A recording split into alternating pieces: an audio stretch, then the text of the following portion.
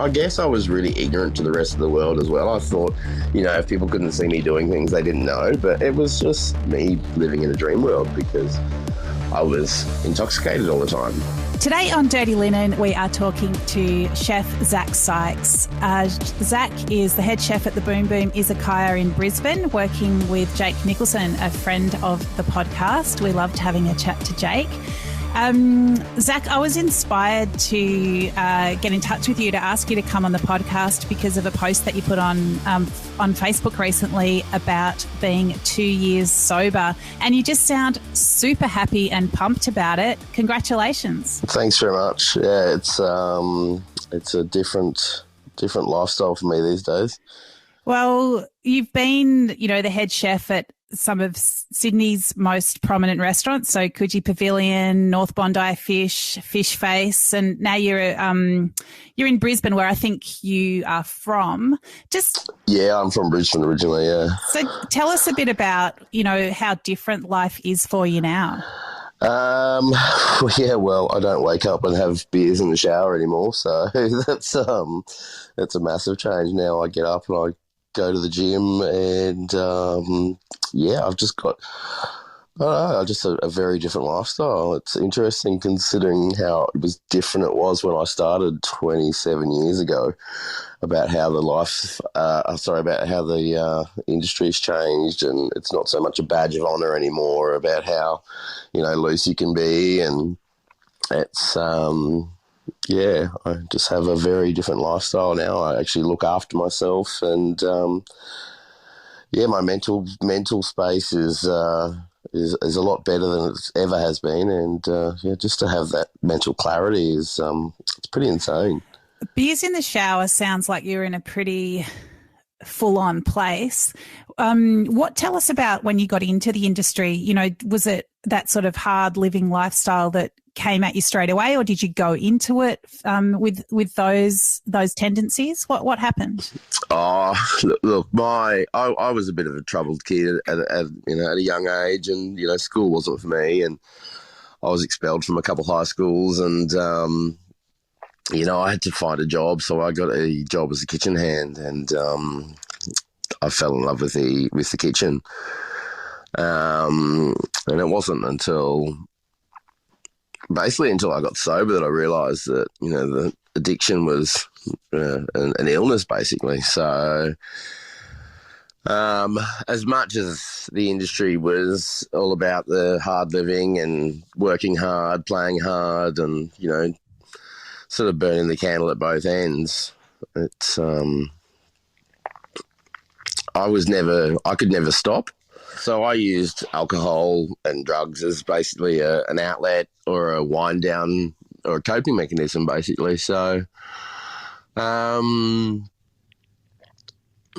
it just became part of my lifestyle, and it definitely affected me mentally, physically, emotionally.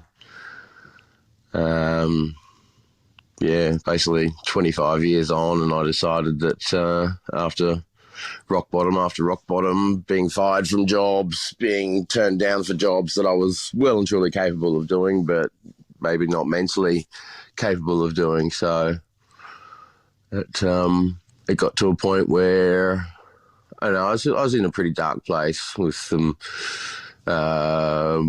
lifestyle choices and some things that had happened around me as well. Jeremy Strode was a really good friend of mine. I was actually working with him at the time when he took his own life as well. And, at that point I started to see a therapist, and still not realising that alcohol was a problem for me. I don't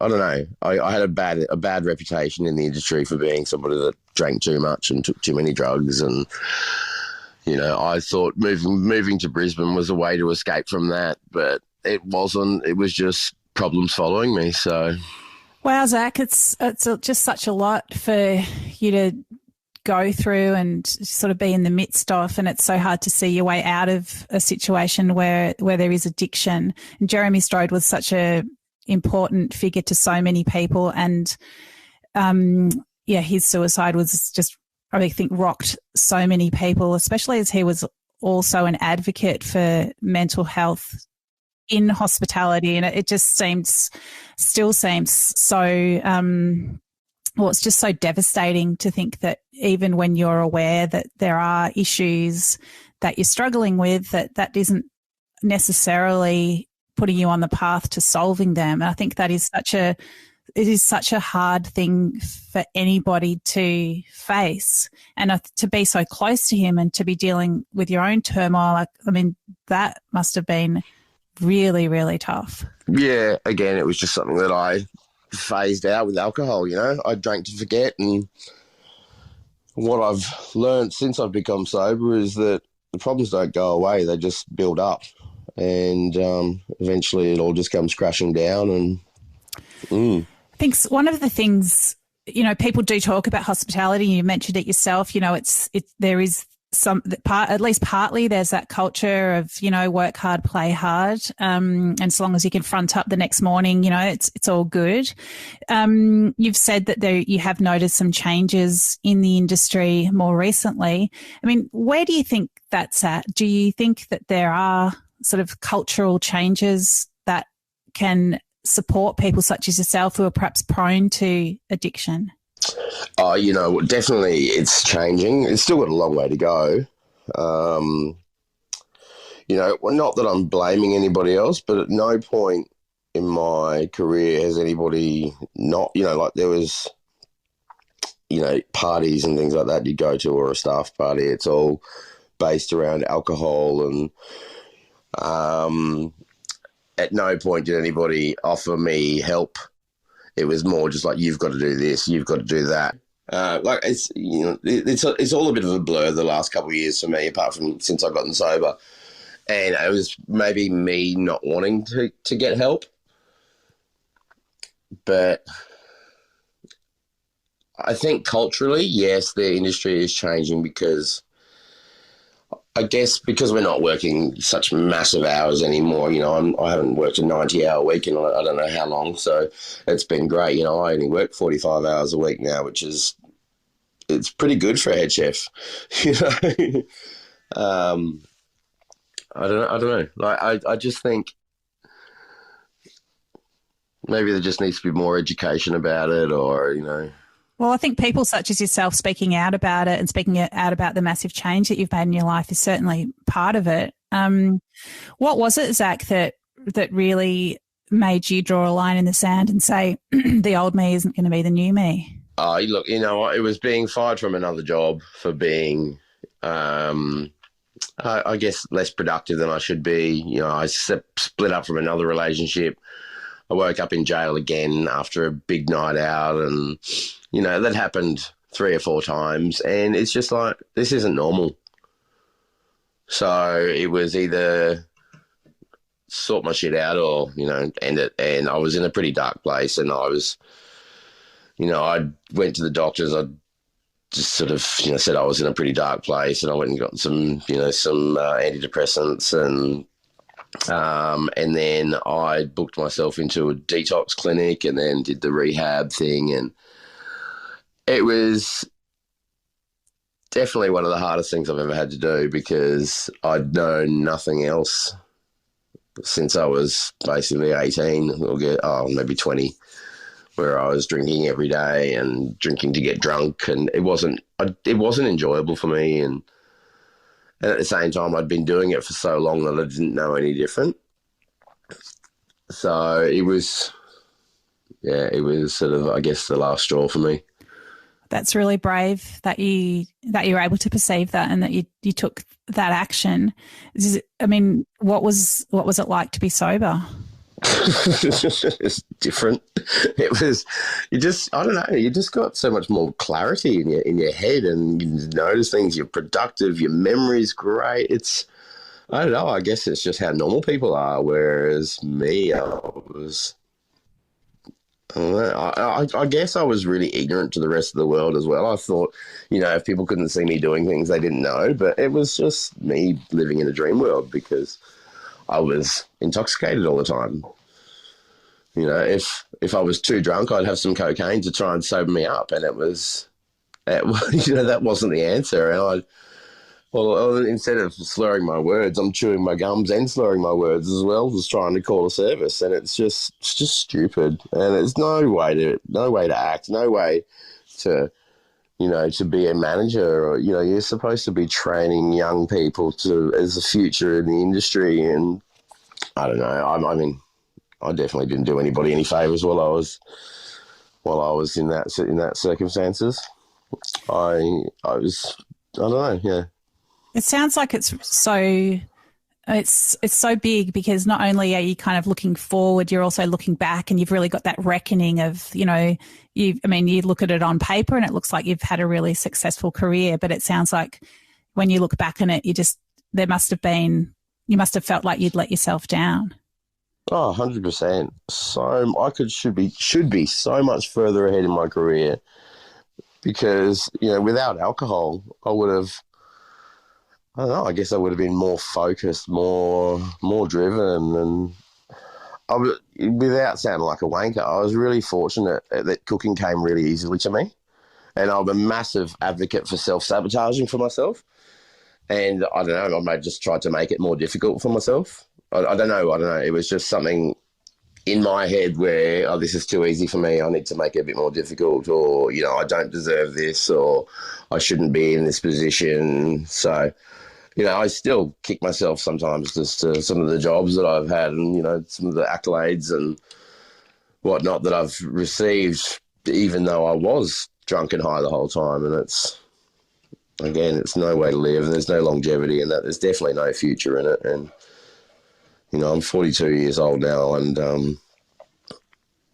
I feel like I've just started my career again, because I'm really happy with the food that I'm cooking. I'm actually creative again. When I did get sober, I took 18 months off work, and all I did was concentrate on myself. I went to the gym every day. I'd go to my AA meetings every day. I'd go and, I'd just go walking. I'd be active. I'd get exercise, and it's good for the brain. As a young chef, didn't think like that. I wasn't told that. It was more of just you're just loose, and that was it, so. And how secure do you feel in your sobriety now? Like, is it a daily project to stay on track? Well, I haven't been to meetings for a while now. It's been over a year since I've been to a meeting, but I have different outlets. I do my F45 every day. I eat well. I have 3 meals a day now, whereas I was having one meal and 20 beers and a bottle of vodka. So now it's you put good things into your body gives you good things back, I guess. Geez, your body must be very grateful. Yeah, it definitely is. And I've only ever had one kidney as well. So during that whole time, my kidney was probably swearing at me every time I had a drink, and now it's just probably praising me every time I have some water, So. Wow, Zac. So how, after 18 months of really putting that energy and time into yourself and your health, physical and mental, what was it like to approach the idea of returning to restaurants? Oh, it scared the shit out of me. Like, Jake is a good mate of mine, and we worked together in Melbourne as well, and he approached me and said, we're opening a little bar in the city. Do you want to come and do it? It'll just be a few yakatoris and a couple of this, couple of that. And then they sort of just said to me, you do what you want to do food-wise, just make sure it works. And I sort of took that as a bit of an opportunity to, to get back into it. One of my biggest concerns was whether I still had the creativity and the desire. But, I tried a few other things while I wasn't working in the industry, and I did a little bit of retail here and there, and it just wasn't for me. So getting it back into the kitchen was daunting and exciting at the same time. It was really inspiring just to get to play around with food and things actually work. And the funny thing is I'd never done a Japanese restaurant before in my life, but I'd used a lot of Japanese flavours in my food, and all of a sudden now I'm running a Japanese restaurant. So And to have someone like Jake Nicholson, who's your exec chef, and you say is a friend over a long period of time, I mean, how important is it to have someone like that who can, I suppose, offer you that practical support but also be there for you as a friend? One of the best things about Jake was that he was clean and sober as well, so we had that connection.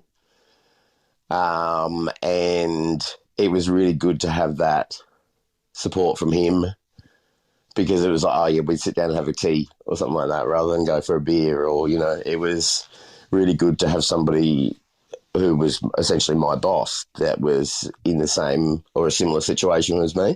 Mm. And what's it been like to go back into an environment where alcohol is, kind of at the centre of it, where it's a bar, there's drinking? What's that like? Well, the good thing is it's not really such a bar atmosphere. It is more of a restaurant sort of feel down there, which is really good. As far as drinking goes, if I had have not taken the time off to do this first, it would have been a lot more difficult, and I probably wouldn't have been as successful in my sobriety. So it's just that massive circuit breaker. Yeah, absolutely. And I don't hang around at the end of the night anymore. I do my job, I do what I have to do, and I leave. I go home and I get home and I'm in bed within half an hour of getting home, instead of, setting up for 3 or 4 hours or going to a bar or something like that. And then, I'm up at 6:30, 7 o'clock every morning now. So it's very, it's just a dramatic change considering how I was. And do you feel like that it's a culture that filters through to your team? I guess so, yeah, because, since starting with me, a couple of them are going to the gym now, and I don't know, maybe I'm inspiring them or motivating them a little bit to look after themselves a bit better. So hopefully what I am doing is working, because I always used to think my food was my way of inspiring people, but then I realised that the industry is one of those industries where you've got to give it all or you get very little out of. And I'm relearning that again. So, it's interesting because, a lot of people talk about those intense highs that you get from a busy service, and they can sort of relate that to the same cycles that you would get from using a substance. I mean, do you feel like, does that make sense to you? Do you feel like there is this sort of link between those big highs and I guess the lows that can follow? Oh, definitely. A good busy service is, it's exciting, it's fun, and you are on a bit of a high afterwards, and it does sort of make you want to continue that high.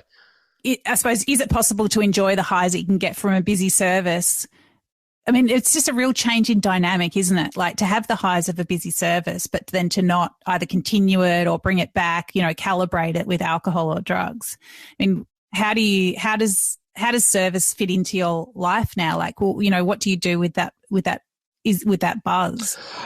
I think exercise has definitely been the key for me, because I guess I get all that energy out in the mornings when I do go to the gym, and then that sort of continues on through the day. And then generally by the end of the service, I'm pretty shagged because I've been up since 7 a.m. So, it's just, I guess it's just changing your body clock as well, because, I'm not getting up half an hour before I'm supposed to start work and then, up until 5 in the morning anymore. It's just, I've just changed. But I guess I've done a reset of my body clock, and, as good as that high feels, it's just like, okay, sweet, now let's get ready and do it again tomorrow, sort of thing, Yeah. I can only, this is massive speculation, but if I speculate on what it would have been like to work for you when you were really in the fog, and I can imagine, perhaps you were a bit unpredictable perhaps, and it might have been hard for you to give everything to, to teach those people around you, to pass on those skills that you'd built up. And I can imagine now it's actually quite different, where you can look at someone, really without that fog, you're able to give a lot more. And I'm sure your kitchen is calmer. There's less volatility. Is this? Oh, yeah, definitely. It must feel much better. Yeah, I'm a lot more predictable now. Old Zac was very unpredictable, and nobody knew what he was going to get, depending on what time he'd slept the night before and how much he'd drank that morning, or it's yeah. In all honesty, like nothing. I've never been this clear in my life, and I've got my sobriety to thank for it, and my AA and my rehab and my detox and all that, and it's all. It was definitely the right decision to make. So there's a lot. There's a big movement around sobriety, low alcohol and no alcohol drinking. There's a no alcohol bar that's opened in Melbourne, which just is which is pretty radical. I mean, do you feel like you're part of something, like you're part of a larger movement towards, I guess, removing alcohol and drugs from the centre of people's lives? Oh, I wouldn't say I was part of the movement. I think my reasoning is very selfish, and that was just to make sure I'm alive for a little bit longer. I really like the fact that it is moving in that direction, and there are some great non-alcoholic beverages around. Also, one other thing now is you go out for dinner, and there is a lot more choice in the non-alcoholic beverages side things, whereas before it was sparkling water or a sweet, juicy mocktail that was made up without any care. But a lot of places will have mocktail lists now, and the non-alcoholic beers, low alcohol beers, and things like that. I like some of the non-alcoholic wines. The beers, for me, that's just playing with fire because it just still tastes like beer. Whereas the non-alcoholic wines, I don't know, there's a bit more going on to them. There's some really interesting ones. So, yeah. And, you mentioned that, I guess, compliance around hours worked has been a big help for, I guess, pulling things back into line in other ways. Are there other industry changes that you have seen or that you would like to see that you think would help people working in restaurants be more healthy? I guess it all just starts with management. If they're in a good place and they're living a healthy lifestyle, I guess that can sort of go down to the people that are working with them. It's, I guess, leading by example. Leading a clean, healthy lifestyle is one way of showing it, and also living that work-life balance as well, as rather than working your massive hours and coming into work and that's all you have. Whereas now I've got a little bit of a work-life balance, and it's, I don't know. I think the industry is definitely changing for the better. It just still needs a lot more. It still needs a bit of work because still people are scared of the industry because obviously there's a massive shortage of staff. But yeah, I think. I guess, well, they always say shit rolls downhill. So if you start at the top and, see what happens up there, I guess it's going to filter down through. I mean, yeah, you do hear about things now where instead of, some sort of boozy party, people are doing rock climbing or yoga classes or meditation workshops, as a team. So I suppose that is, there are different ways of creating that restaurant community, that restaurant family. Yeah, exactly. It's all about the culture and... Yeah. So, Zac, perhaps let's finish with a little bit of advice. If there's a young chef listening who's coming into the industry and, perhaps came into it for similar reasons as you, they really needed something to cling on to because, life wasn't easy. What kind of advice would you give them as they were setting off on their career? Work's not everything. You got to have a balance there. You've got to work out what you like outside of work as well. When you're at work. One thing that I had to work out was what I actually enjoyed doing outside of work. I had no idea who I was. All I was work and party, and that's all I knew. So now I've realised that I actually like getting outdoors and, hiking, exercising. Dining out is still, at the top of my list of things to do because I love food, I love eating, and my holidays depend on which restaurants I want to eat in. So But nowadays, it's, I have more to live for. It's not just work. And it was one thing my therapist said to me. He said, "What do you want on your tombstone?" And it's like, Zach, he was a great chef. That's it, So for me, it's like, there's more to life than work. But at the same time, you I don't know how to say that. I guess work-life balance is really important. Don't forget about yourself, I got a little tattoo on my thumb of a love heart that just remind me to love myself more. And, that's one of my favourite tattoos, and I've got heaps. So that's just the simplest little one. Yeah, love yourself more. Wow, Zach. That's really beautiful. And I love that idea of just that little reminder. So it's so important.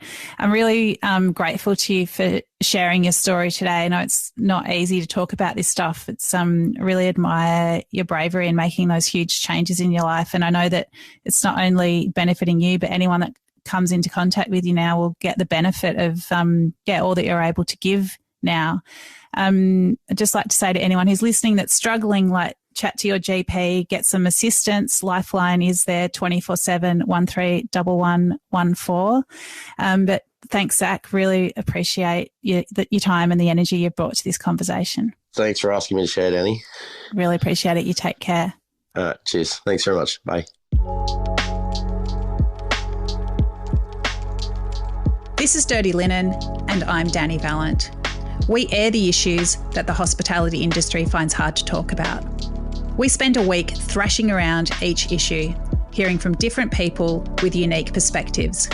We want to hear from you as well. If you have something that needs to be said about a topic, get in touch so we can include your perspective. Contact us at dirtylinenat.deepintheweeds.com.au or hit us up on Insta at Dirty Linen Podcast. We can't wait to hear from you. This is a Deep in the Weeds production. Hey, puppy. Sorry.